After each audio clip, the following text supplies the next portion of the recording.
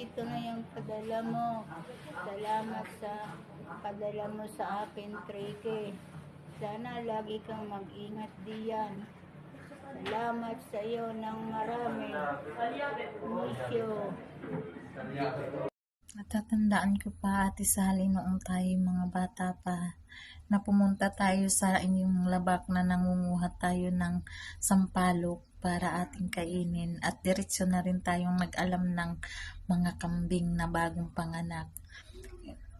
Isa pa, sabi mo sa akin, huwag mong hulihin yung maliit na kambing kasi baka madapa kayo or baka mabalian ng buto.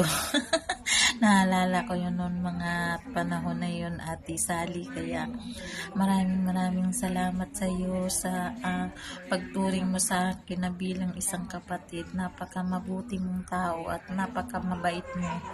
Kahit medyo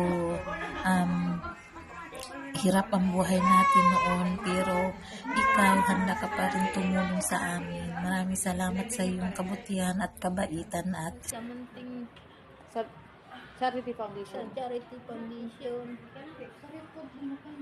Sa munting Sa barya mo. munting barya mo. 1,000,000 ni Tico. Maraming salamat, Chris, sa'yo. Sana marami pang matulungan ka.